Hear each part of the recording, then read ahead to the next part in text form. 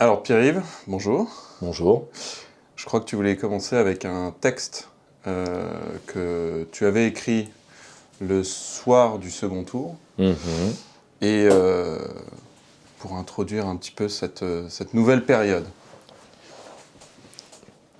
Mes camarades, pas de larmes, pas de soupirs. Nos idées marquent des points malgré les carences de la candidate censée les incarner. L'ennemi peut mobiliser la génération la plus parasitaire de notre histoire pour le moment, du moins. Elle ne sera ni éternellement viable économiquement, ni éternelle biologiquement. Dans les temps troublés qui s'annoncent où l'ennemi devra goûter au ressac de son propre venin, inflation, guerre en Ukraine, l'unité sera pour nous la première variable. Nous devons nous interposer sans relâche entre la France et ceux qui veulent la tuer. Les législatives seront la première bataille où nous devons parier sur les nombreuses triangulaires que la nouvelle division électorale laisse présager. Le tout sauf lui devra s'incarner, le mouvement social reprendre, maintenant que nous avons retrouvé l'habitude de l'action. La grande famille doit se retrouver, se parler, enfin s'écouter, pour une action pérenne. Pour les miens, retour au boulot dès demain. C'est lundi, jour d'études. 1, 2, 3, 4, yeah.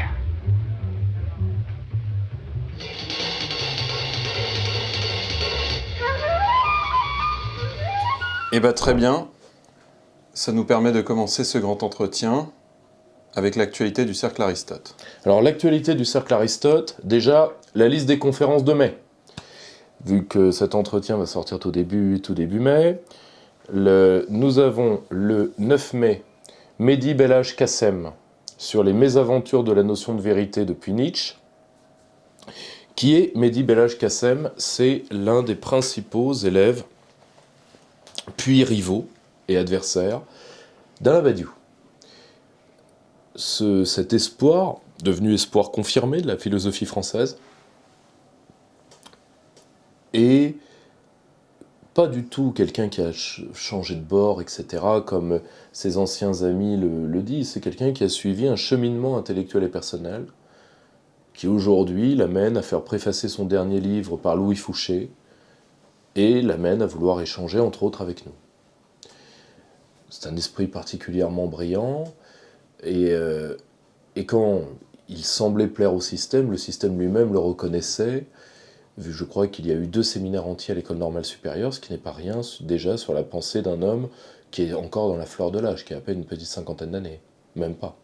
Peut-être même pas, je ne sais pas. Mais en tout cas, il a encore énormément d'œuvres à produire. Le système semble aujourd'hui ravaler ce qu'il appelait hier un intellectuel de génie au rang d'opposant politique. Preuve que, et ça c'est l'un des traits caractéristiques du système dans lequel nous vivons, il politise tout, y compris d'ailleurs les œuvres de l'esprit, ce qui malheureusement équivaut à une perpétuelle prostitution intellectuelle, et ceux qui la refusent, eh bien d'un seul coup deviennent... C'est quoi ce mot déjà qu'emploie le journaliste de France Inter ? C'est Du professeur de lumière, vous Ou voulez dire du grand professeur Patrick Cohen, du grand professeur Patrick Cohen. Controversé, c'est ça. Il avait aussi dit des cerveaux malades. Oui, mais le cerveau malade, c'est le grade d'ensuite. Tu vois. D'abord, on est controversé. Tu vois. Tout le monde est controversé, d'ailleurs. Il n'y a que lui qui n'est pas controversé, d'ailleurs. Hein, il n'a pas d'œuvre controversée, il n'a pas d'œuvre tout court. Donc, ça va plus vite. Nous aurons ensuite le lundi suivant, qui doit être donc le 16 mai, nous allons avoir une conférence sur le Mexique. Ensuite, le 23, nous aurons Georges-Henri Soutou sur son livre Europa, les sources fascistes et nazies de l'idée européenne. Et ce qui clôt un débat historiographique commencé par notre ami John Lockeland, il y a près de 20 ans. Ça, c'est une bataille que nous avons gagnée. Et nous terminerons le mois par une petite blague que vous pouvez d'ores et déjà goûter au moment de la sortie de cet entretien, vu qu'il est en kiosque depuis le 6 mai. Et il vous sera présenté le 30 par le camarade Bessonnet. Reconnaissez-vous cet homme? Alors, vous vous rappelez de lui un peu plus jeune. Ça, c'est le tome 1 donc, de ses œuvres. Hein. Poutine par lui-même, la conquête du pouvoir. Le tome 2 sera disponible en fin d'année. Mais entre-temps, puisque, comme vous le savez, j'ai malheureusement une tendance à la farce, et que j'ai un côté sale gosse de plus en plus assumé, hein, comme quoi je suis comme Joe Biden, hein, je suis atteint de sénilité précoce. Eh bien, j'ai décidé, avec mes équipes, et grâce à l'action de mes équipes de correction, que je remercie pour leur travail et du travail acharné de Romain, de traduire de Peuple frère l'ensemble des écrits de Vladimir Poutine de 1990 à 2022 portant sur la question ukrainienne. Comme ça, vous ne pourrez pas dire que personne n'était prévenu. Hein, je pense que hein, ça ferait. Alors je vous le dis tout de suite, si vous lisez ce livre, offrez-le, si vous avez un ami à Radio France ou à France Inter, offrez-le lui pour lui offrir une belle descente d'organes dans le même mouvement. Disponible partout et surtout sur le site du Cercle Aristote et sur les plateformes et chez votre libraire du coin, si évidemment il ose l'avoir en devanture. Hein. Moi, à titre personnel, regardez comme il est mignon. Autre ouvrage qui vient de sortir, Vers le service national, disponible sur le site du Cercle, de Vivien Destro. Qu'est-ce que c'est ? C'est un plan de réorganisation d'un service national pour la mobilisation des jeunes au service de la France. C'est une hypothèse par quelqu'un qui connaît extrêmement bien le service des armées, et ça mérite d'être lu pour ceux qui, disons, ont une connaissance poussée ou une volonté de connaissance poussée du lien armée-nation.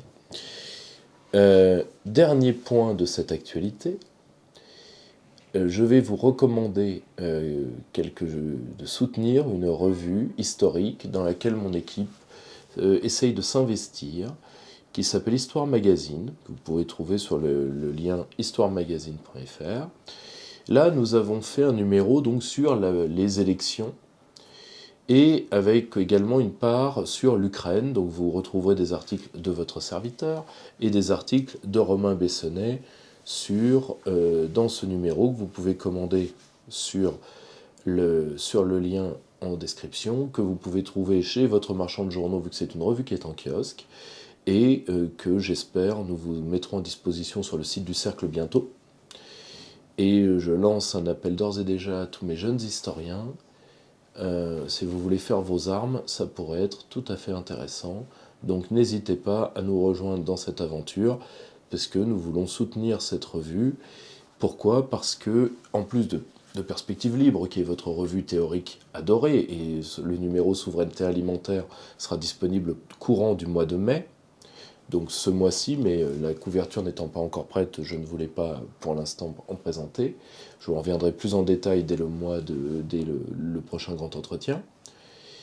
Il nous fallait aussi aider des revues historiques. Pourquoi ? Parce qu'il faut bien comprendre qu'aujourd'hui nous sommes entre deux tendances. La tendance que j'appellerais bébé, pas Brigitte Bardot, mais Boucheron-Boutedja. Et l'autre tendance qui est la tendance VG, la tendance vert de gris. C'est-à-dire que l'identité française est prise dans les revues historiques. Alors, heureusement, il y a encore d'excellentes revues historiques, et je pense à la meilleure de toutes, qui est Guerre et Histoire. Heureusement. Mais l'identité française particulièrement, et l'histoire française, est prise en tenaille entre, d'un côté, une double tendance qui la nie, c'est-à-dire une alter-histoire produite par les milieux indigénistes, qui est avant tout un révisionnisme et un négationnisme, enfin, un révisionnisme, pas au sens technique, tout historien fait du révisionnisme à la base, mais un négationnisme de l'identité française, avec comme volonté, une volonté d'un concept que mon équipe utilise, que j'aime bien, qui est une volonté d'expropriation culturelle.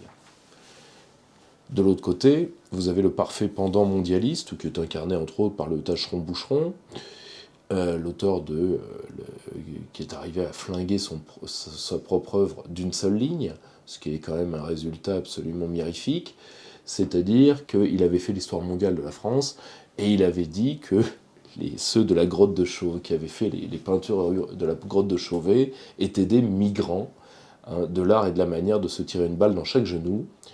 Et donc ça c'est l'histoire mondialiste sous le masque de la World History. On peut tout à fait faire de la World History ou histoire globale, sans nier les composantes. D'ailleurs, l'un des hommes qui a fait un des premiers bouquins en langue française de World History, c'est Norman Palma, avec la guerre des Amériques, qui est un ouvrage de World History, donc, qui a été écrit pour la première fois à la fin des années 70. Donc, si vous voulez, c'est pas très nouveau. Le problème, c'est qu'aujourd'hui, dès qu'il y a un nouveau concept, tout le monde se pignole, mais objectivement, c'est pas une révolution historique digne de l'école des annales. Nous en sommes loin. Et vous avez de l'autre côté, qui sont d'ailleurs sur les mêmes présupposés, vu que ce sont des gens qui font des revues d'histoire européistes, etc., ou le Grand Continent, ou tous ces gens-là, qui sont des européistes identitaires, souvent d'ailleurs main dans la main avec les européistes mondialistes au nom de l'européisme, qui s'insinuent si vous voulez, qui s'insinuent de manière un pas en avant, un pas en arrière, tout par derrière, comme un cancer après la chimio. Ils s'insinuent dans les milieux nationaux, dans les milieux de la géopolitique, avec certaines revues pourtant classées et mal pensantes, etc. Et donc il n'y a plus de place pour des gens qui veulent traiter de l'histoire de France sous des nouveaux angles. Il n'y a plus de place. Eh bien, j'espère qu'Histoire Magazine nous permettra de faire ça. C'est une œuvre de salubrité publique et nous avons décidé d'y apporter notre concours. Donc n'hésitez pas à nous soutenir également là-dedans et à y participer. Voilà, c'était les actualités, les projets du Cercle Aristote pour ce doux mois de mai. Tu as évoqué par 2 fois le site internet. Est-ce que on annonce le lancement du nouveau site? Il y a aussi, et là mes équipes me scalperaient, elles auraient bien raison. Le nouveau site du Cercle Aristote sera en ligne au moment de la diffusion de cette vidéo. J'espère qu'il vous plaira. Je remercie tous mes camarades pour le travail exceptionnel qu'ils ont fait. Il y a eu 2 équipes qui se sont succédées pour faire tout ce travail. Et ça a été vraiment impressionnant de voir la synergie qui a pu se faire autour de ça. Parce que on ne se rend pas compte à quel point dans les temps de démobilisation militante que nous vivons, de voir des gens encore capables de faire quelque chose ensemble a un côté rassurant. Voilà, ce site est fin prêt pour nos prochaines aventures, avec toutes vos rubriques préférées. N'hésitez pas à relayer cette nouvelle et à nous envoyer du monde sur ce site qui, je l'espère, ne fera que croître et embellir. Et bien sûr, si vous avez un retour à faire, des idées à nous suggérer, et même des candidatures à apporter à certains postes, n'hésitez pas. N'hésitez pas, les fameuses fiches de poste du camarade S, que mes camarades reconnaîtront. On va passer tout de suite aux actualités souverainistes, avec le gros dossier, la victoire d'Emmanuel Macron. Au-delà de tout ce que tu as dit dans tous les autres médias sur lesquels tu es passé, puisque tu as fait la tournée des médias et j'ai des gens qui nous sont assez proches. Je pense à Greg Tabibian, à Epoch Times, à Sud Radio. À Sud Radio avec André Berkoff. À TV Liberté grâce à notre chère Élise Blaise, etc. Évidemment. Au-delà de tout ça et de l'analyse directe et momentanée de la situation, quelles informations peut-on en retirer pour la suite des choses? Et je reviendrai ensuite avec une autre question qu'évidemment tout le monde se pose, qui est que faire après et que faire maintenant, nous en tant que militants. C'est très simple. Moi si vous voulez, j'ai horreur de faire 2 fois le même entretien ou 2 fois le même numéro. J'ai horreur de ça, c'est pour ça que je ne le fais jamais. Et c'est pour ça par exemple que j'aime bien faire maintenant des conférences à 2 voix. C'est parce que j'aime bien... Si je dois retraiter un même sujet, j'aime bien le traiter avec l'angle d'une autre personne. Parce que sinon, j'estime qu'il y a un manque de respect pour l'auditeur. Alors, là, je vais essayer de vous faire une part d'analyse que j'ai pas faite, qui est une analyse thématique.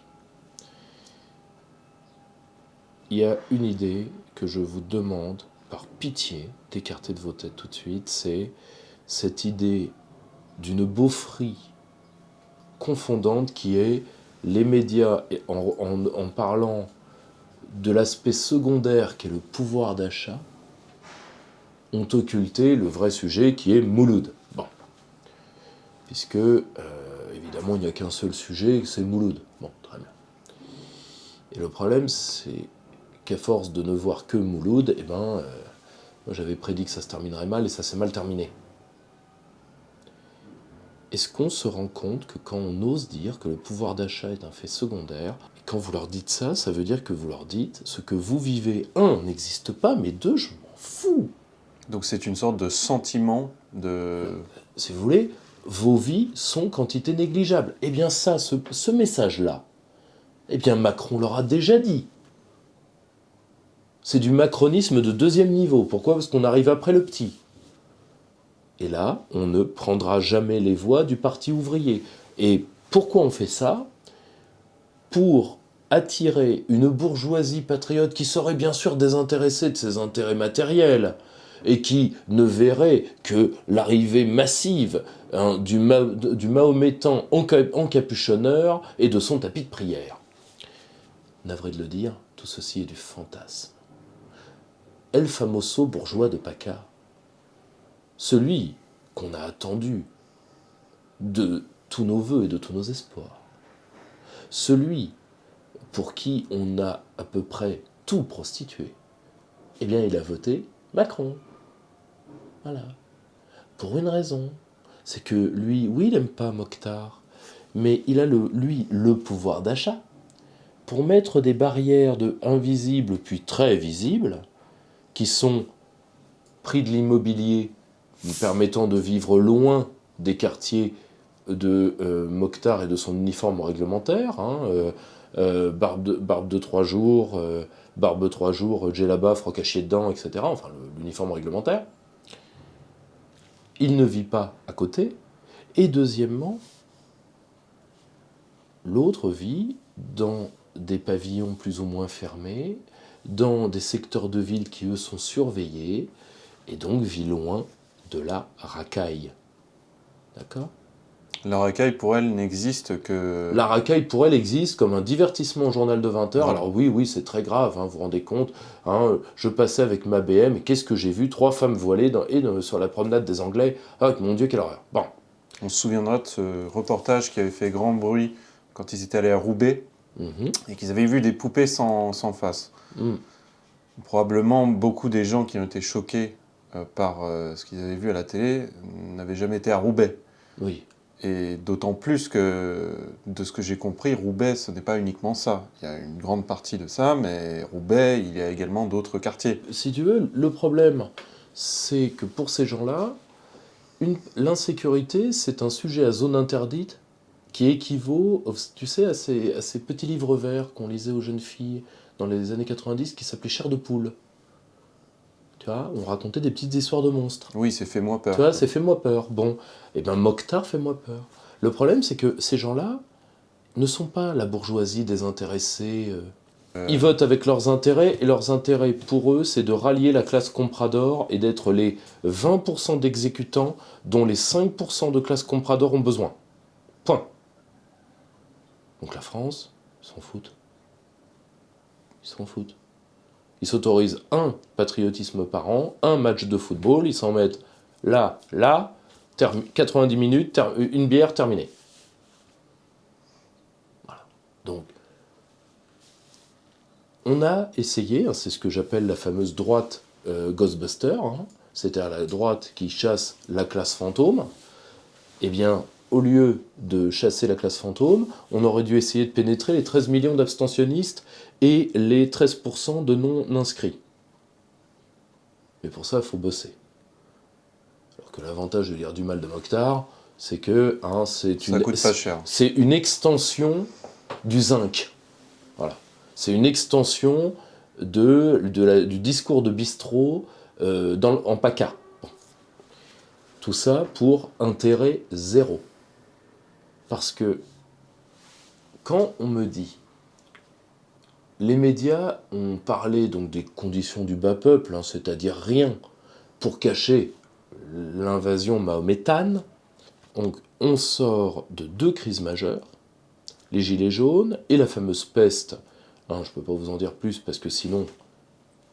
Hein, puisque nous sommes dans un régime de liberté, dites-le suffisamment pour vous en persuader. Le problème, c'est que, qu'on l'accepte ou pas, cette séquence historique est la seule de la France depuis Giscard où l'immigration n'a pas eu de part. On peut faire tout ce qu'on veut sur la perte de pouvoir d'achat des Gilets jaunes, sauf leur foutre sur le dos, et on ne peut pas leur foutre sur le dos sur l'affaire de la peste. Ils y sont pour rien. Alors je sais que, innocent 2 fois de suite, Mokhtar lui-même est surpris. Ça lui arrive pas souvent. Mais l'immigration n'était pas comptable. Alors vous me dites, mais on ne parlait pas que d'immigration, on parlait de El Civilisation. C'est très très drôle de gens qui se disent de la droite réactionnaire, de gens qui devraient avoir comme saint patron des Léon Blois, des anarchistes de droite, des Mirbert, des Louis-Ferdinand Céline, et qui viennent me dire on parle de la civilisation pour que la bourgeoisie patriote vienne à nous. La culture profonde de la droite en France, c'est de cracher sur le bourgeois depuis 2 siècles. Vous voulez savoir ce que la droite métaphysique pense du bourgeois ? Lisez Baudelaire. Actuellement à 28 ans, moins 4 mois, avec une immense ambition poétique, moi séparé à tout jamais du monde honorable par mes goûts et par mes principes, qu'importe si aboutissant mes rêves littéraires, j'accomplis de plus un devoir, ou ce que je crois un devoir au grand détriment des idées vulgaires d'honneur, d'argent, de fortune. La droite culturelle, la droite bourgeoise, elle a très peu de culture en France. Déjà, la bourgeoisie elle-même, l'art français par excellence et la littérature, la bourgeoisie a relativement peu des grands écrivains. Toi, le plus grand qu'elle ait, c'est Flaubert.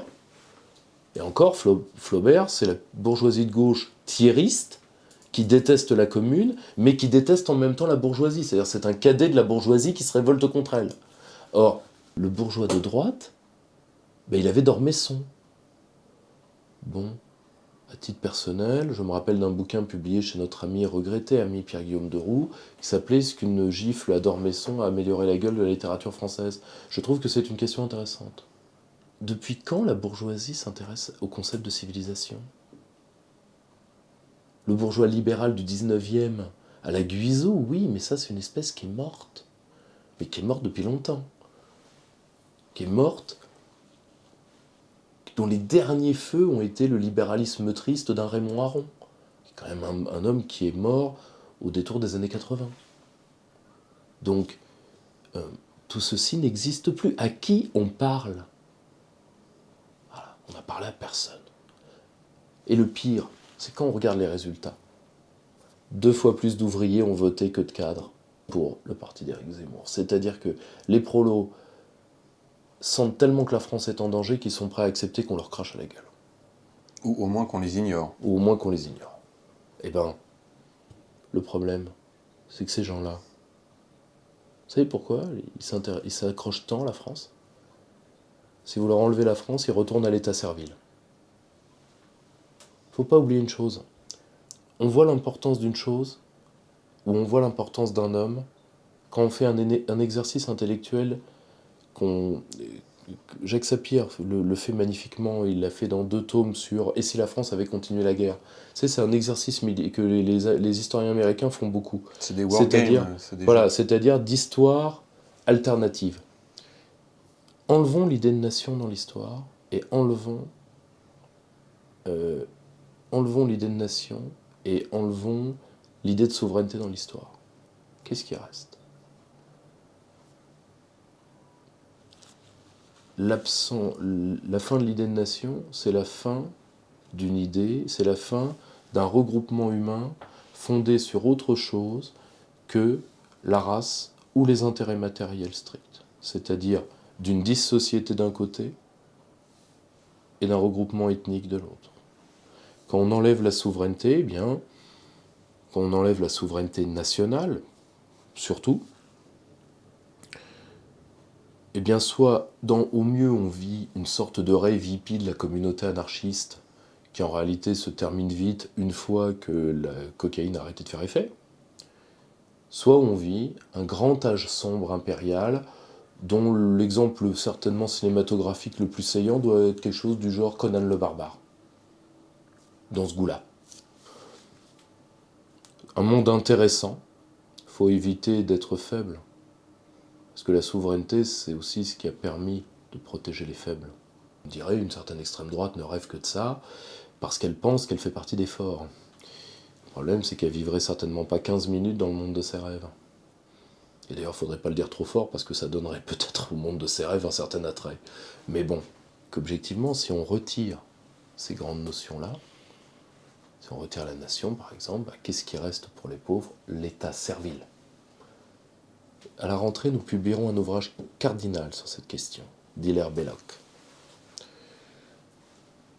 La régression à l'État servile. Prenez et assimilez ce concept. Je pense que c'est un concept cardinal des pensées que nous allons créer dans les années à venir. Eh bien, ils aiment tellement leur pays qu'ils ont accepté ça. Et El Famoso bourgeoisie patriote a pu. C'est pas grave, hein. Elle a déjà trompé Jean-Marie Le Pen, Philippe de Villiers, Nicolas Dupont-Aignan, Bruno Maigret, Sarkozy face à Hollande, Éric Zemmour maintenant. Ça en fait jamais que 6. Oui, c'est ça. Au soir du second tour, Éric Zemmour disait que par 8 fois le nom Le Pen avait échoué. On pourrait rétorquer alors que la bourgeoisie patriote... La bourgeoisie patriote, ça au moins, là, on est exactement comme les Le Pen, c'est 100% d'échec. 100%. Pourquoi ? Parce que, tout simplement, leur parler le langage de la France n'a aucun intérêt. Évidemment, on parle de classe sociale. Oui, il y a toujours des exceptions, mais c'est le scorpion, la grenouille. Mais voilà, il y a toujours des exceptions, bien évidemment, mais pour l'instant, ces exceptions ne sont pas aptes numériquement à inverser le cours d'une élection. Et au lieu de faire de l'autocritique, on dit les médias n'ont pas voulu parler d'identité. Le problème, c'est que si l'identité est un thème tellement important qu'il se passe lui-même de tout, puisqu'il n'a parlé que de ça, vu que c'est le sujet central et que tout en vient et que tout y revient. Ben, si c'est un sujet si central, pourquoi une si large part de l'électorat n'en a pas voulu ? Tout simplement parce que c'est un discours désincarné. Personne ne vote pour la civilisation. Personne ne vote pour les grands trémolos dans la voix. Sauf une part de la droite qui ne veut pas voter avec les ouvriers par haine de classe, qui veut un parti à elle pour ses rejetons, parce qu'elle déteste l'idée d'être portée par le vote ouvrier ou qu'elle l'accepte à une seule condition, c'est de ne pas avoir à la respecter, ça c'est la logique Buisson, et que c'est une logique qui est faite pour l'échec. Pierre Manant a fait un très très bel article, je crois dans le Figaro, c'est à vérifier, sur le fait que le mépris a double sens entre le peuple et les élites en France. C'est-à-dire que ce mépris élitaire, aujourd'hui, nous le leur rendons. Et ça rend le projet de la El Famoso bourgeois patriote et Union des droites impossible. Et quand j'ai vu que Marion Maréchal enfonçait les clous, j'ai été particulièrement tristouné. Parce que quand on a pris une gifle de cet ordre-là, qu'on a abdiqué sur tous les sujets sérieux. Tous les sujets sérieux. Et qu'on revient dire « je vais aller chercher le bloc élitaire macroniste », c'est ridicule. Le bloc élitaire macroniste, il va être de lui-même infecté pour 4 raisons majeures. C'est quoi aujourd'hui le bloc élitaire macroniste ? Ce sont des bobos, des boomers, des castors et des, bourgeois de droite ou de gauche, des petits bourgeois, la petite bourgeoisie a effet de cliquer. C'est-à-dire que c'est une petite bourgeoisie qui pense que si elle entre dans les habitus de la grande bourgeoisie comprador, donc des bobos, elle finira par le devenir. Alors que elle, sa pente économique dans la mondialisation, c'est ça. Là où pour le prolétariat, ça a été ça. Vous voyez ? C'est-à-dire qu'elle chute après nous et plus lentement que nous. Il y en a une qui plane et l'autre qui s'écrase, quoi. Alors les prolos se sont déjà écrasés, eux, ils planent pas, ils vont tomber, mais si tu veux, d'ailleurs ils vont tomber à pleine vitesse aussi. La seule chose, c'est qu'ils ont commencé leur chute bien après. Or, le problème, prenons ces 4 classes les unes après les autres. Les castors vont de moins en, si tu veux, c'est la masse des castors, c'est le centre-gauche qui les a donnés. On se rend compte que parmi ceux qui ont voté Marine Le Pen venant de la LFI, c'est ceux qui se considèrent le plus à gauche qui ont voté pour elle. C'est très drôle. Ce qui veut dire qu'il y a, alors c'est un incubateur lent, il y a une sorte de réappropriation du débat national par une part de la gauche radicale qui est en cours depuis plusieurs années. Je vous rappelle par exemple que le grand philosophe de la LCR, aujourd'hui décédé, Daniel Ben Saïd, a fait l'un de ses derniers ouvrages à la gloire de Jeanne d'Arc. Et c'est un des plus beaux ouvrages sur Jeanne d'Arc publiés d'ailleurs. Il faut réfléchir à ces choses-là. Et, alors je sais, oui, on n'aime pas l'homme soja, mais l'homme soja, il vient du centre-gauche. Usul n'est pas un radical de gauche. Usul est un mec du centre-gauche, qui est un petit bourgeois de gauche, qui, en réalité, est à mi-chemin entre Benoît Hamon et Dominique Strauss-Kahn. Hein, c'est-à-dire qu'il est entre le Scrabble et le tapis de prière, hein, entre, si tu veux, la cave à trans et la cave à mosquée. Tu vois. Faut pas se gourer de cave, hein, parce que, si tu veux, on peut faire de mauvaises rencontres. Et le problème, c'est que cette partie de centre-gauche, elle représente quand même un électorat âgé. Or, les castors, ils vont avoir les dents de plus en plus limées. Déjà, ils sont beaucoup moins nombreux qu'avant. Oui, on se souviendrait qu'en 2002, à l'entre-deux tours, c'était un déferlement. Ah bah c'était simple. Reprenons, qu'est-ce qui a tué les castors ? Qu'est-ce qui a tué les castors ? Florian Philippot. La réponse est assez simple. Hein, ça a été le duel Philippot contre Castor. Philippot 1, Castor 0. Quand Florian arrive au Rassemblement National, enfin ce qui va devenir le Rassemblement National, il propose sa version de la dédiabolisation, qui est déjà un terme qui est dans la tête de Marine Le Pen. Le problème, c'est qu'elle ne veut pas d'une dédiabolisation professionnalisation, parce qu'elle est entourée de gens non professionnels, et qu'elle sait que c'est la seule condition du maintien de son pouvoir. Donc elle veut une notabilisation. Mais elle ne veut pas une montée en compétence. Philippot impose la montée en compétence. Florian prend son influence à partir de la défaite cuisante de 2012, qui est l'élection où Marine perd. Et en 2017, on se rend compte qu'en 15 ans, 2002-2017, là où l'extrême gauche était arrivée à bloquer plusieurs milliers de lycées face à Le Pen père, face au programme voulu par Florian Philippot et Le Pen fille, et surtout par Florian Philippot, l'extrême gauche ne va arriver à bloquer qu'une quarantaine de lycées. Et aujourd'hui quasiment zéro, mis à part qu'ils ont fait mumuse à l'EHESS, à Normal Sup, à Sciences Po. Et le pire, c'est qu'ils ont fait mumuse au nom de quoi ? Ni Macron ni Le Pen. Voyez le changement d'esprit. Donc là où les castors restent forts, c'est dans la classe âgée. Mais ils seront de moins en moins nombreux.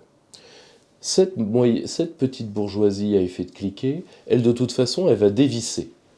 Parce que c'est simple, c'est à elle qu'on va faire payer l'inflation, et c'est elle qui est dans l'œil du mondialisme. Parce qu'elle, elle a encore accès au logement, elle a encore accès aux possessions. Or, que nous dit Klaus Schwab, ce sémillant hitléro-droupi, parce que, si tu veux, il a des racines plutôt hitlériennes, et il a un devenir plutôt droupi, si tu le regardes bien. Il te dit, vous ne posséderez rien et vous serez heureux. Ça ne veut pas dire qu'il ne va pas se déshériter pour tes beaux yeux. Oui, c'est étrange, ce qui s'applique à toi... Ah oui, non, mais ça s'applique à toi. Je te le dis, ça s'applique à toi. Hein, parce que tu connais, hein. C'est parce qu'il y a ce qui est à moi, ce qui est à toi, ce qui est à moi est à moi, ce qui est à toi est négociable, enfin tout ça. D'ailleurs, il le dit bien, vous ne posséderez rien et vous serez heureux. Ben, d'un côté, ça veut dire que lui, il va porter le poids du malheur. Alors, ça mérite bien une compensation. Hein. Finalement, Il fait ça pour notre bien.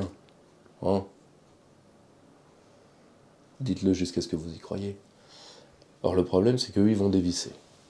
C'est eux les cibles du système aujourd'hui. Parce que la classe comprador ne paye jamais ses propres erreurs. Hors de question. Ils peuvent pas les faire payer au prolo, c'est déjà fait. Tu vas leur piquer quoi? Pour le peu qu'il leur reste? Non. Là où il y a encore du gras, c'est cette petite bourgeoisie de province qui va casquer. Restent les boomers et les bobos. D'ailleurs, pour la fin la petite bourgeoisie à effet de cliquet, je vous rappelle que 50 000 personnes quittent la classe moyenne chaque année. Par le bas. Ça fait 250 000 en 5 ans. Et encore, ça c'est dans des années avec l'euro à usage normal. On va voir comment ça va être avec l'inflation. Et donc restent les boomers et les bobos. Et bien les boomers et les bobos, premièrement, ils vont se manger l'inflation en pleine tronche. Et ça, ce sera bien fait, parce que d'un côté, ils l'ont voulu. Et deuxièmement, les retraités qui vont arriver sur le marché de la retraite à partir de maintenant sont beaucoup plus pauvres que les boomers. Donc ils ont des a priori sociaux qui sont beaucoup plus proches du reste de la population. Et pour les autres, eh bien, la pauvreté qu'ils ont en partie enfantée, et qui va frapper une partie de leur famille, va les obliger à maintenir des revenus de transfert élevés, et l'inflation fera le reste. Quant aux bobos, eh bien, ils vont se prendre dans la tronche, avant tout, l'inflation. En plus, il ne faut pas oublier que c'est une classe qui va être très vite écrasée, parce qu'elle vit principalement d'emplois du tertiaire, qui vont manger 2 trucs dans la tronche. Premièrement, la fin par degré de la mondialisation. Je vais vous donner un exemple. Il va falloir très vite repenser toute l'industrie du tourisme. Très vite. Dans un pays comme la France, c'est pas tout à fait rien. Hein. Je vous le dis. Mais de l'autre côté, c'est eux qui vont être visés par les algorithmes et par la robotisation. Avant, la robotisation, ça servait à empaqueter à la place de l'ouvrier qui faisait les paquets. Aujourd'hui, les algorithmes peuvent remplacer les experts comptables et les avocats. Même les journalistes. Et on se souviendra que sur Twitter, il y avait une campagne qui avait énervé justement cette classe bobo, en tout cas surtout en Amérique, où les gens répliquaient aux journalistes qui étaient lourdés par leur société, « Learn to code ». Apprenez à faire du codage. Comme une façon de les narguer de faire des bullshit jobs. Et ben, c'est ça qui risque d'arriver. Et puis excuse-moi, si tu veux, aucun algorithme ne remplacera Pierre Péan, mais remplacer Caroline Forest. D'ailleurs, est-ce qu'on n'y gagnerait pas au change? Par contre, aucun algorithme ne sera Richard Labévière ou ne sera Pierre Péan, ça c'est vrai.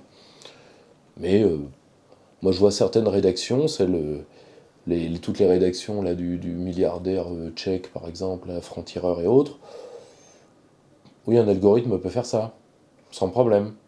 Donc, tu vois, ce sont des groupes sociaux beaucoup plus fragiles que ce qu'ils en ont l'air. Plus évidemment, le vieillissement biologique.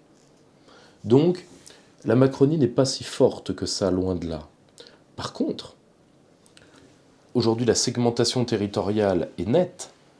Le cœur des villes face à la périurbanité. Il y a un homme qui peut se taper battre sa coulpe. Qui peut se taper sur le ventre en disant j'avais raison, c'est Christophe Guilluy. Ah oui. C'est Christophe Guilluy. Et également ses collègues étrangers. Celui qui a écrit sur les gens de quelque part et les gens de n'importe où, etc. Ouais. Tu vois. Et là arrivent ce que j'appelle les humanistes de droite à rebours, c'est-à-dire ceux qui disent oui, mais on doit réconcilier ces deux classes. Alors théoriquement parce qu'on croit à l'idée de nation, c'est une phrase de Marion Maréchal, mais qui pourrait se retrouver tout à fait dans la bouche de quelqu'un comme Alexandre Devecchio également, qui est quelqu'un pour qui j'ai beaucoup d'estime. Le problème, c'est que oui, quand on croit à l'idée de nation, mais est-ce que vous vous rendez compte que vous parlez d'une classe qui croit à l'anti-nation? Est-ce qu'on peut faire nation avec des gens qui veulent la peau socialement du peuple? Est-ce qu'on peut faire nation avec des gens qui veulent voir mourir la nation? Vous êtes posé ces questions-là? Non, mais par contre, il y a une chose que je sais. c'est que en réalité, vous voulez appeler le bloc élitaire parce que vous estimez en faire partie. Alors, à titre de classe sociale, peut-être que vous en faites partie. Mais faut se méfier sur, qui en fait partie ou pas. Parce que moi, à titre personnel,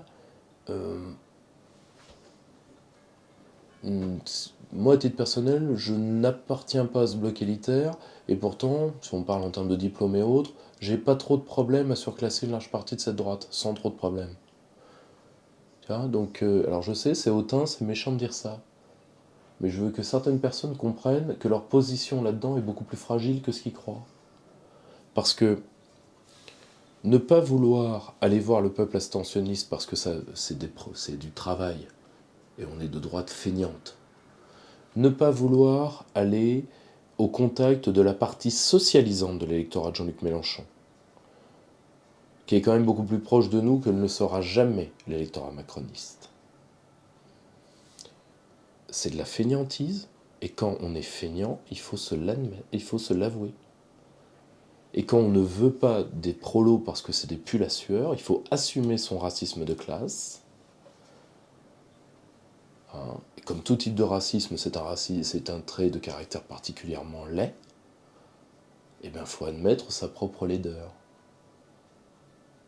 Sinon, on est dans un très grand classique de la littérature qui est le portrait de Dorian Gray. C'est aussi simple que ça. Vous savez, c'est cet homme si beau et en réalité, en fait, c'est un masque. En réalité, il est hideux dessous. Et bien ça, là, nous sommes pareils. Et malheureusement, nous allons recommencer dans les mêmes bêtises parce qu'il y a des gens qui manquent d'autocritique et qui ne se rendent pas compte qu'ils parlent à des classes qui n'existent pas, qu'ils parlent à des gens qui sont des vestiges d'un monde social, et qu'ils parlent à des gens dont le chemin droitier les conduira au déshonneur sarkozyste, c'est-à-dire à la droite d'Emmanuel Macron comme on est à la droite du père. C'est-à-dire à Gérald Darmanin. Ah, Gérard Darmanin, quoi. Or, un monde où on a envie d'être Gérard Darmanin mérite-t-il de vivre ? Vous avez 4 heures. C'est aussi simple que ça. Ça, c'est la grande leçon de ces élections, c'est-à-dire que on ne veut pas comprendre. On ne veut pas comprendre. Autre leçon de ces élections, l'imposture, ce qui est tout à fait normal. Rappelez-vous du lien absence de souveraineté, imposture. Tout à fait normal. L'imposture aujourd'hui a pris l'entièreté des camps politiques. C'est-à-dire qu'en réalité, plus personne ne veut faire du sérieux. Tout le monde a acté qu'on était dirigé de l'extérieur et tout le monde est très content du profil xénocratique. Et chacun joue sa petite rente. Moi, ma rente, c'est on va mettre Mokhtar à la mer, moi, c'est le déclassement social, moi, c'est ci, moi, c'est ça. Et donc, en réalité, très peu de gens veulent réellement s'opposer au pouvoir. Ça s'est vu lors du débat de second tour. Marine Le Pen ne voulait pas s'opposer. De toute façon, d'ailleurs, elle n'en a pas les moyens. Elle n'a pas les hommes, elle n'a pas les idées, et de toute façon, elle a un passif judiciaire et économique qui fait qu'elle ne peut pas bouger une oreille. Donc, point. Nous entrons.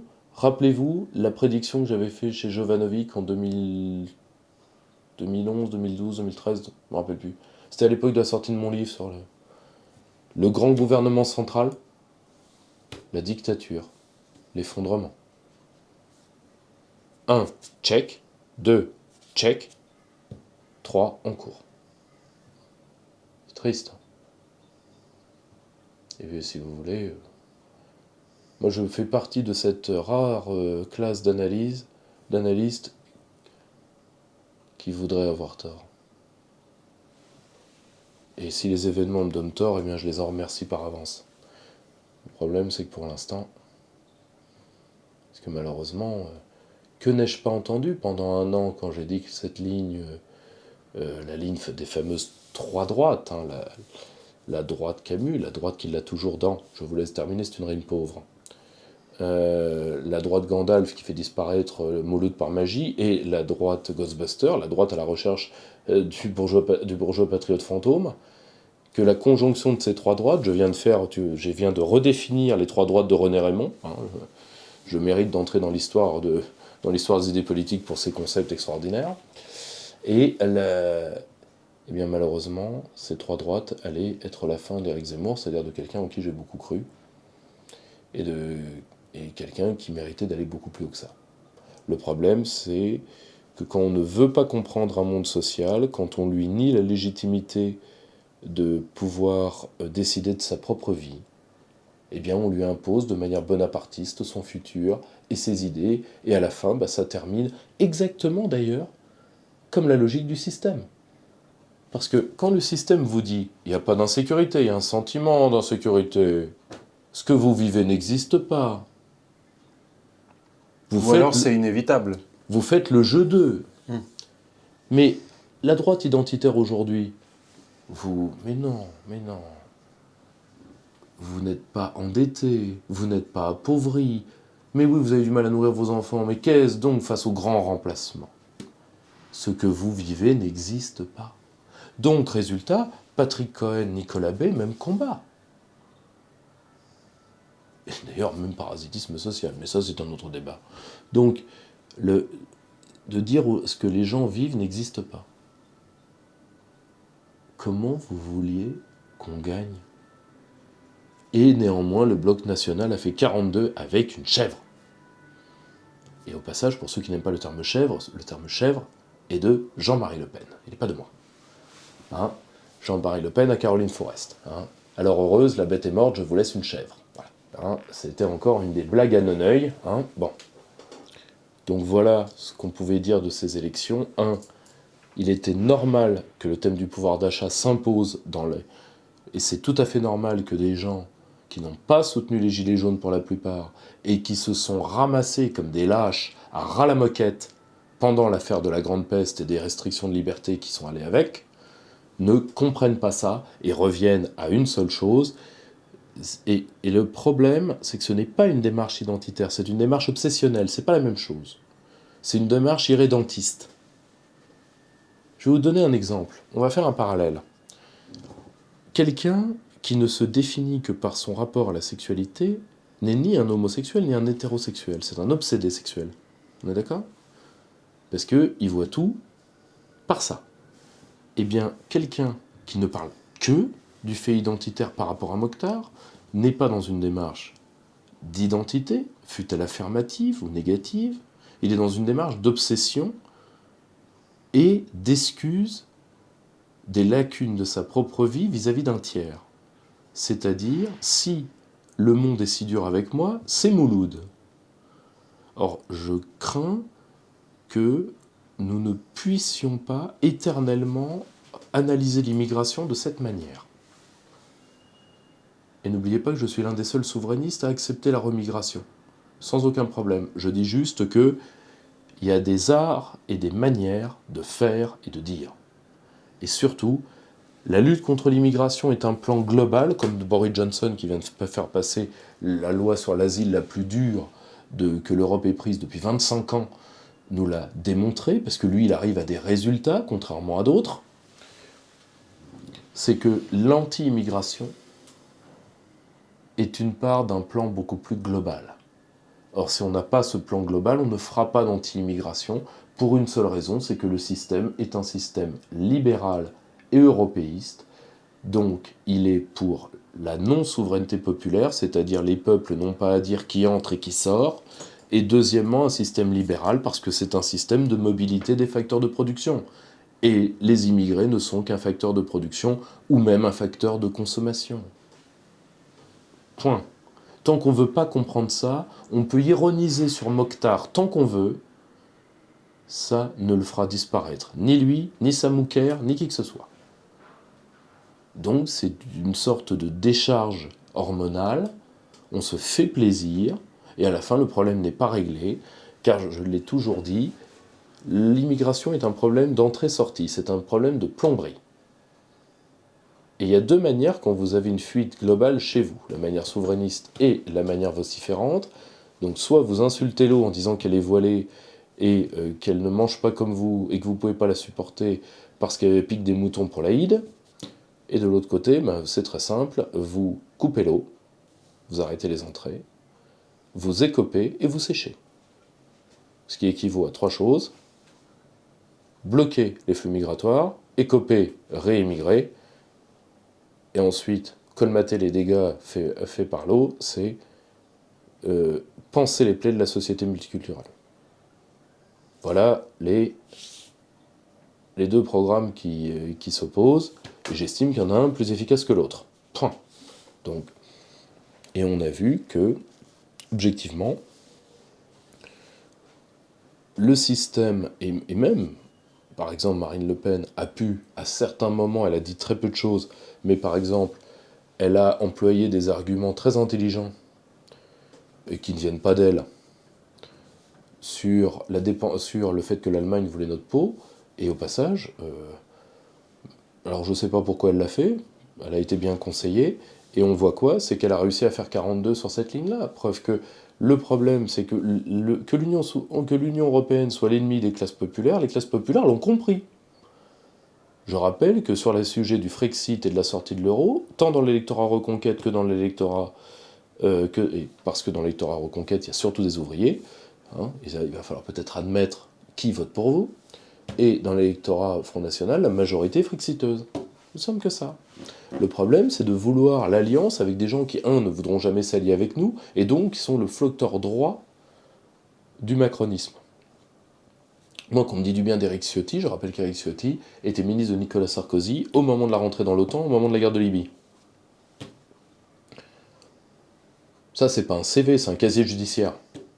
C'est pas tout à fait le même tarif. Donc bon, voilà les grandes leçons qu'on pouvait donner. 1. Non, la vie quotidienne des Français n'est pas un thème marginal. Déjà, même quand on a une grande pensée de la civilisation aussi, c'est des petites choses. C'est l'art de vivre des gens, c'est ça la civilisation. Particulièrement la civilisation française, qui est une civilisation, comment dire, délicate. Oui, tout à fait ça.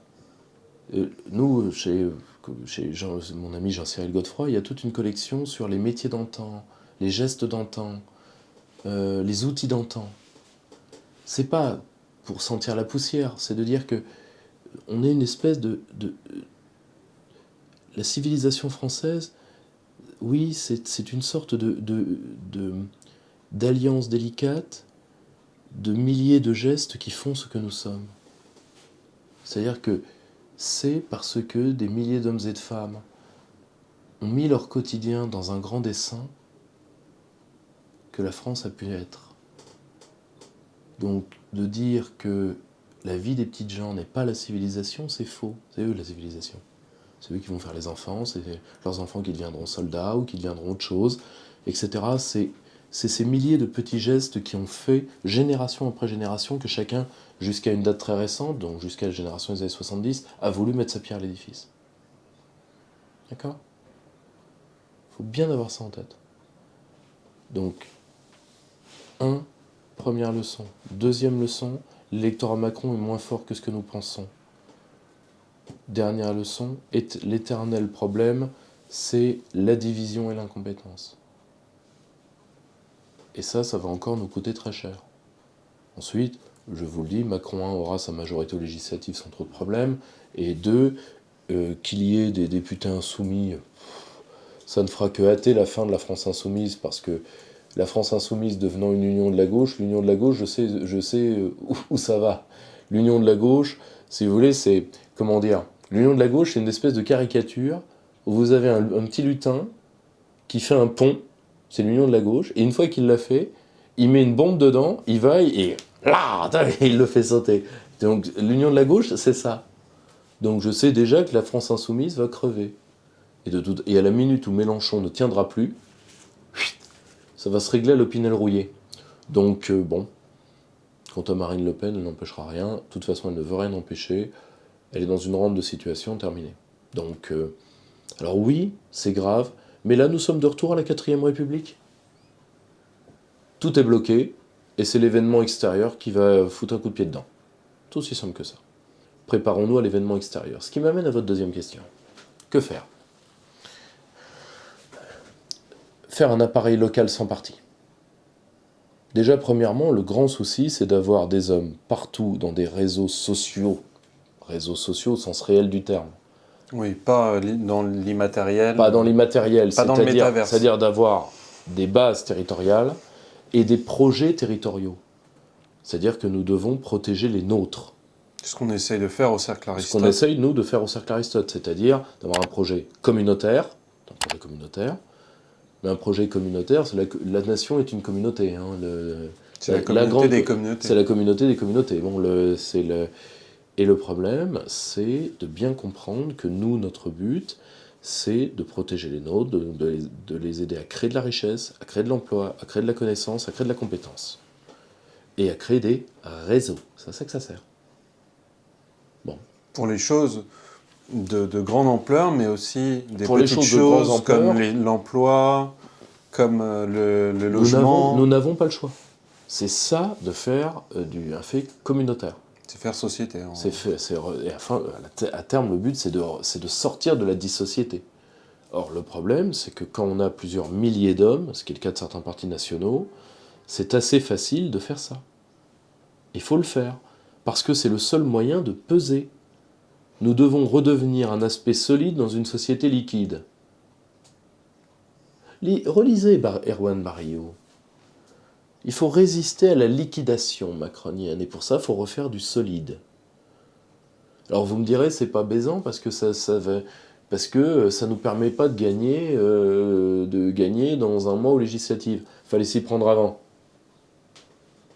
Le problème, c'est que le camp national étant allergique au travail, il se réveille 6 mois avant chaque élection pour se prendre une baffe, et heureusement pour lui, les prolos tiennent, parce que c'est pas... Nous avons un problème d'offre. Nos électeurs sont courageux, ils tiennent la barre. C'est nous qui tenons pas la barre. Au moment, il faut se regarder dans la glace. Hein. Or, pour ça, il faut une conquête lente du territoire. Le problème, c'est que si déjà on s'y mettait correctement, ce serait pas si lent que ça. Moi, quand je vois toute la compétence qu'on a dans les milieux nationaux et qu'on la balance, et en plus, et là ça nous renvoie au problème élitaire, bloc populaire, les gens disent il nous faut le bloc élitaire parce que comme ça il va nous donner les cadres. Je dis oui, excellente idée. Prenons pour nos cadres des traîtres. C'est une excellente idée.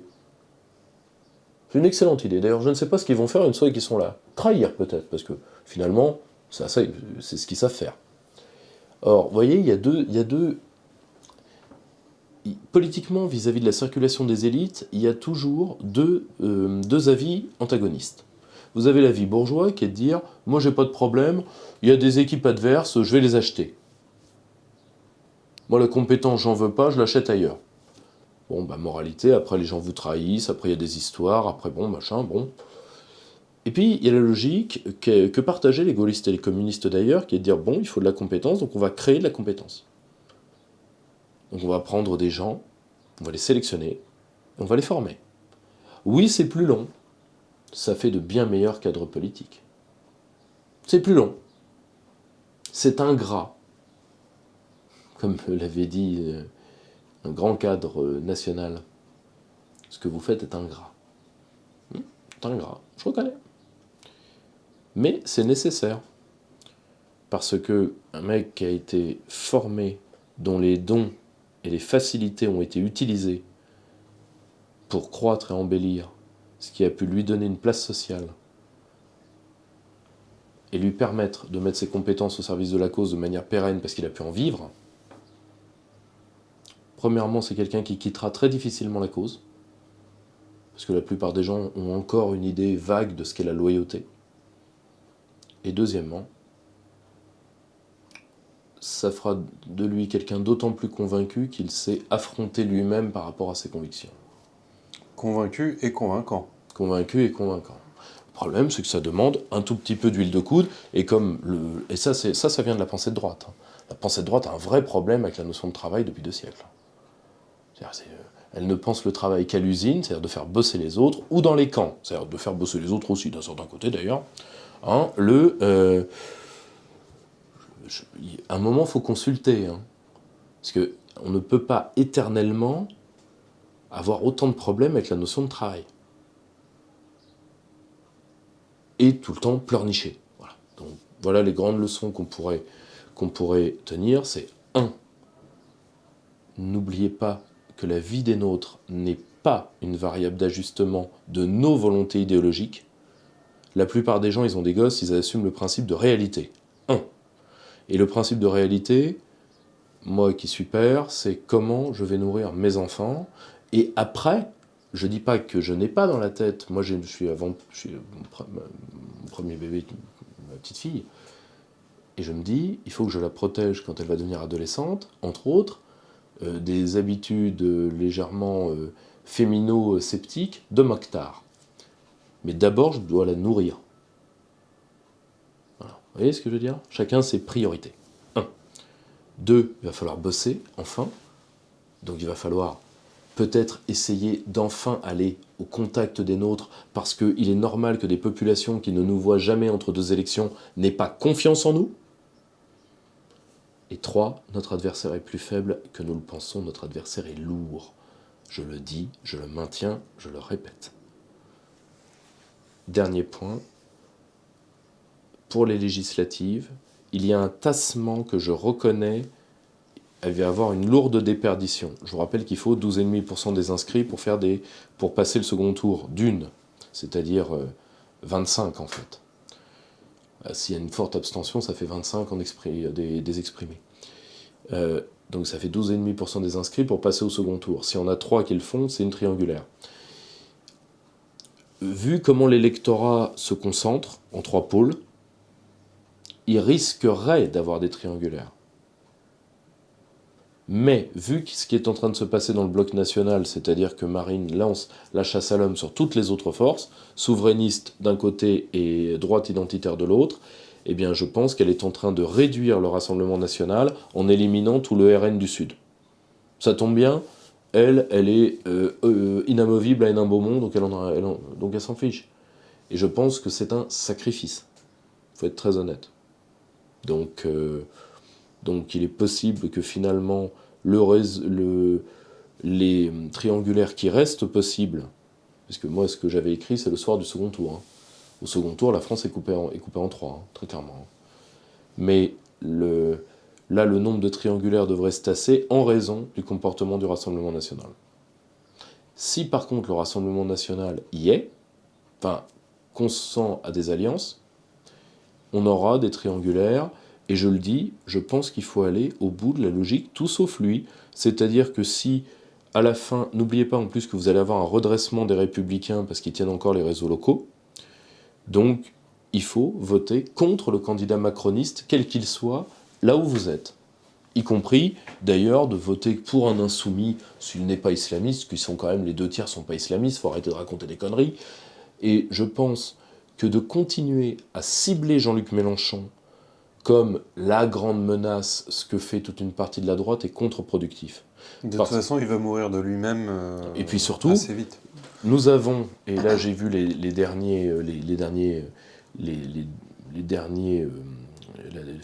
analyses de vote, les gens qui ont voté pour nous venant de lui sont, je l'ai dit, les gens qui se revendiquent le plus à gauche de la France insoumise. Or, qui nous a trahis, qui a trahi le pays, c'est la partie centre-gauche de la France insoumise, et bien sûr, les traîtres de vocation qui sont les Républicains. Bon. Donc je pense qu'il ne faut pas insulter l'avenir, il ne faut pas oublier qu'une partie de ces gens sont des gens qui aiment la France, mais qui veulent, pour qui l'identité de la France est quelque chose de riche, où il y a un art de vivre, où il y a une douceur de vivre. Relisez l'ouvrage de Bernard Maris sur la France, son ouvrage Testament sur la France. Que la France,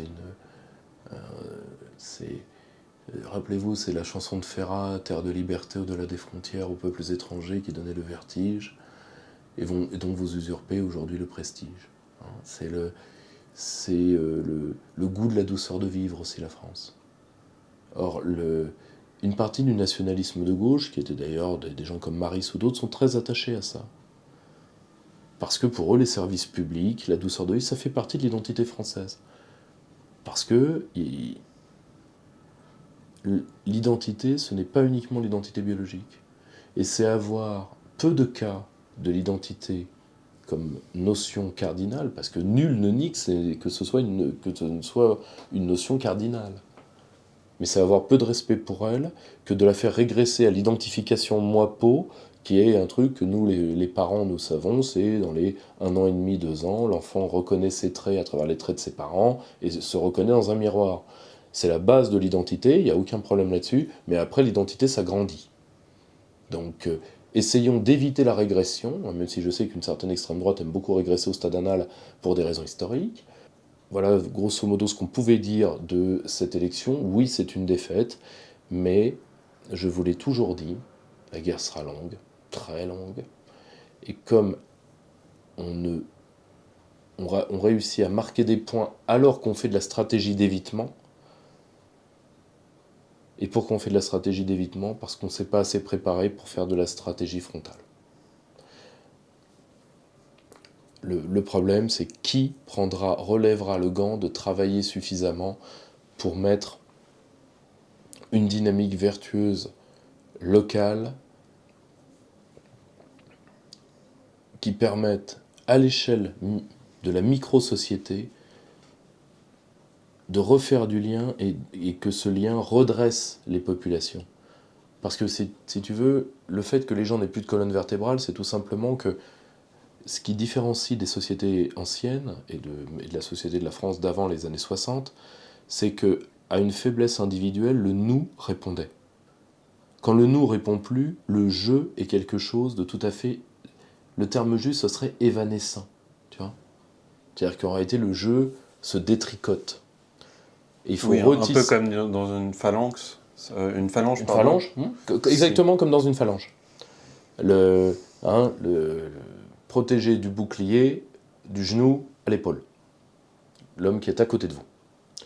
Or, le problème, c'est qu'il faut retisser du nous pour avoir des jeux réels. Parce que le problème, c'est que si vous enlevez la dimension collective, l'individu perd son individuation. Et à la fin, il devient ce qu'il est là. C'est-à-dire, mon ami Stéphane Edouard a encore fait une vidéo hilarante sur les femmes qui se prennent pour des objets, c'est-à-dire bonjour, je suis une porte. Et en réalité, tous ces délires psychiatriques, à un moment, il faut arrêter, je veux bien qu'on m'accuse d'être intolérant, au stade où j'en suis, j'ai le dos large.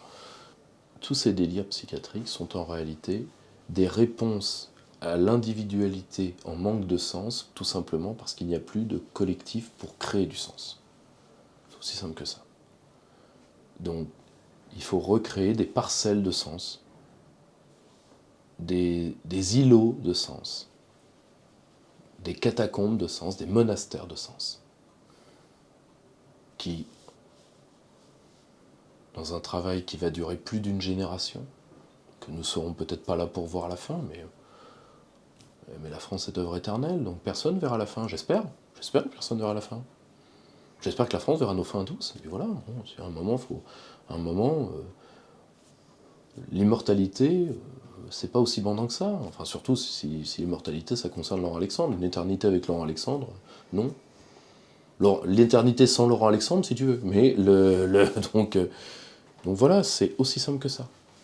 On sait qu'il y a un séminaire allemand qui a déjà été, ou en tout cas germanique, qui a été cité, qui est Klaus Schwab, avec sa fameuse phrase « Vous n'aurez rien », ou en tout cas c'est son projet, « Vous n'aurez rien et vous serez heureux ».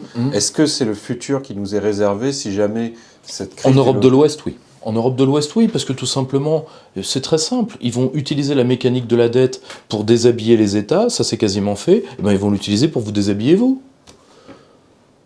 Il y a des gens qui s'arrêtent que quand on les arrête. Ils n'ont aucune raison. On les a blanchis en 2007-2008. On aurait dû les pendre, on a banqué pour eux. Tant que je gagne, je joue. Tu sais, c'est l'affaire du terroriste belge devant un distributeur de canettes. Il met une pièce, ça tombe, une pièce, ça tombe. L'autre, il dit, mais vous allez tout prendre. Ben, tant que je gagne, je joue.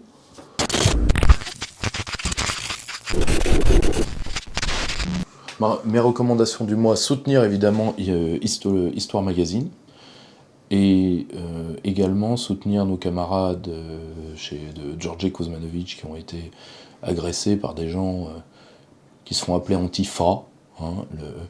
Comme quoi, alors je ne sais pas s'ils luttent contre le fascisme, mais en tout cas ils luttent contre la syntaxe, c'est déjà ça, et contre la liberté d'opinion aussi. Parce que ce Ce qui est drôle d'ailleurs, parce que ça leur fait un point commun avec les fascistes historiques, hein, dont ils ne sont que les ressacs de vomissures. Donc, On rappellera la phrase de Pasolini. le fascisme reviendra s'il s'appelle antifascisme. Et encore, je vais dire, et moi je le dis assez sincèrement, moi je viens d'une famille qui a payé et de l'internement à Buchenwald son antifascisme, et moi je peux dire, les fascistes de cette époque-là valaient peut-être un peu mieux que les petits crasseux. Au moins, ils s'étaient bien fringués. Bah, si tu veux, alors tu me diras, ils avaient un truc cuir et fouet, mais ça par contre, les petits antifas l'ont gardé ça. Et ont amplifié. Voilà. Donc, soutien à nos camarades, et malheureusement, serrons-nous les coudes parce que l'hiver arrive. J'espère que cette vidéo vous a plu. Alors, rendez-vous sur Vimeo pour la suite. Et n'oubliez pas, tenez bon, ça va tanguer.